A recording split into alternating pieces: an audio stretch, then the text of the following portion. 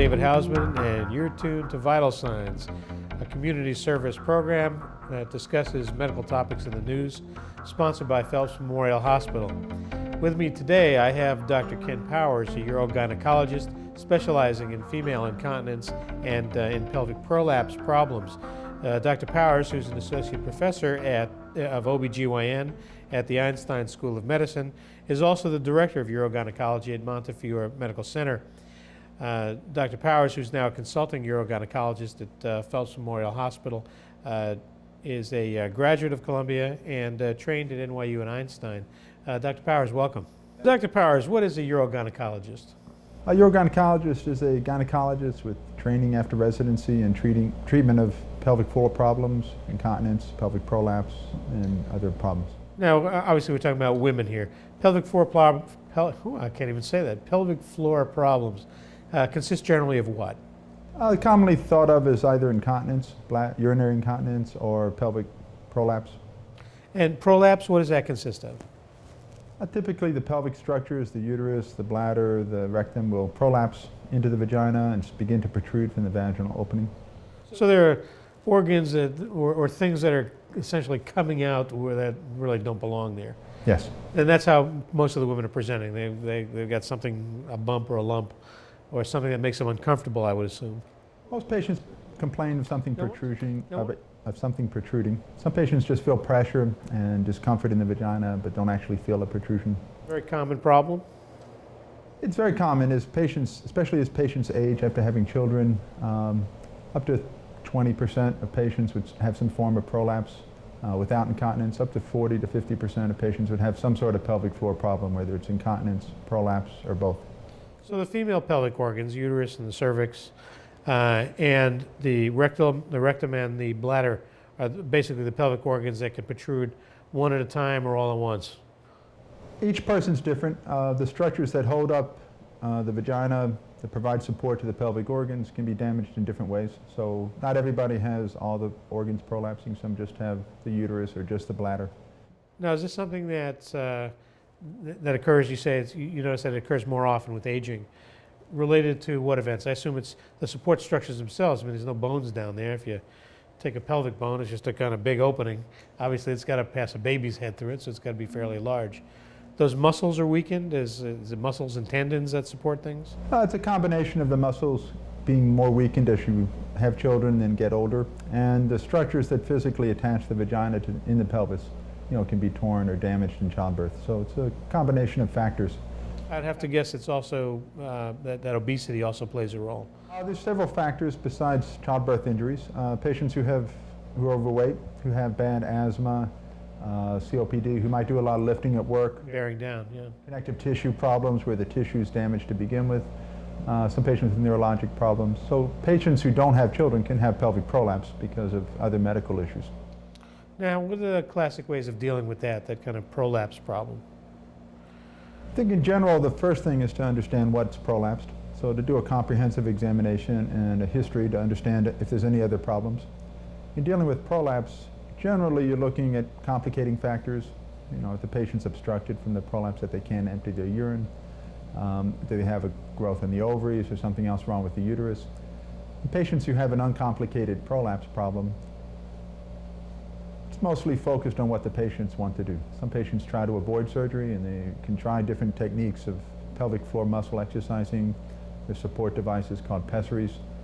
And some patients prefer not to try to maintain those non-surgical methods and choose to have a surgical procedure done to repair the prolapse. And surgery can present as either a supportive procedure where you can bring things back up to where they belong, fix them in place, or remove them.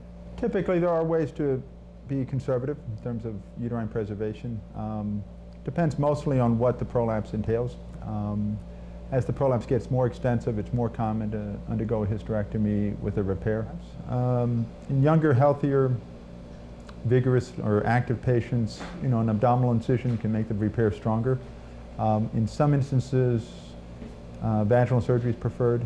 So depending on the patient's whole medical picture, you might have a surgical procedure done either way, just depends. The anti-incontinence procedures can be done with an incision, or more commonly through the vaginal area. How successful are these procedures? These either dealing with the prolapse, a larger operation obviously, or just supporting the urethra with a sling. How many people are going to have the kind of result where they're going to be able to go back to a normal lifestyle? Well, that's a good question, because I think a lot of people avoid talking about the topic with the doctor because they're worried about how effective treatments are. So to me, the most important thing to realize is most patients I see have both types of incontinence. They have the urge incontinence, they have the stress incontinence. So for that patient, a surgical procedure alone, the urge incontinence may continue. So medicine after surgery helps. You need the evaluation to make sure that you've covered all bases, that you've treated all the components of the incontinence. Right, and that you take a comprehensive approach. Surgery for stress incontinence over time is 85% effective. Some patients... Well, that's pretty good, 85%. Right, and that's cured and improved. Some patients aren't satisfied, so maybe 8% of patients see no improvement. But the thing I see is patients have the urge incontinence, don't feel that part got better, and are disappointed with surgical results. So I always take the comprehensive approach of treating both conditions concurrently, and if you have surgery, realizing you may need medicine in addition, so that you feel satisfied, because the whole goal of treatment is to improve your lifestyle. The surgery is one of the treatments. It's not the only treatment, and though it's highly effective, it's meant for certain things, and so it's important to take that comprehensive approach to treatment. So to summarize what we've discussed today, number one, incontinence is never normal, at least after the age of 3. That if a person has enough leakage or enough voiding abnormalities, frequency, urgency, and incontinence, such that it's affecting their lifestyle, they should certainly be seeing somebody about it. That there's various causes, that's not one cause or one event, that you can have an irritation, and in fact you have combinations, an irritated bladder and anatomic problems. But that these problems are eminently treatable, easy to evaluate, or relatively easy, especially if you know what you're doing. So you can evaluate it, you can figure out where the problem is, and you have lots of options for treatment, and the treatment's pretty effective. Right, and I think that's the main thing, is don't be scared to talk to your doctor. There's many treatments. Many of them don't involve surgery. The treatments are highly effective. And with proper care, most patients improve and don't need to tolerate their incontinence symptoms. And I think we have to leave it there. So the take-home message is, if you're having voiding difficulties, especially if it's affecting your lifestyle, first mention it to your family doctor. Go through the basic workup that your doctor is going to institute. But if you're still uncomfortable and your problem hasn't been resolved, then it's time to go see somebody who deals with that specifically. Dr. Powers, whose number hopefully is somewhere down here at this time. You can contact him either through his office or through Phelsp. And please feel free to discuss this with your personal gynecologist and with your doctor. And thank you for watching. Hope to see you next time.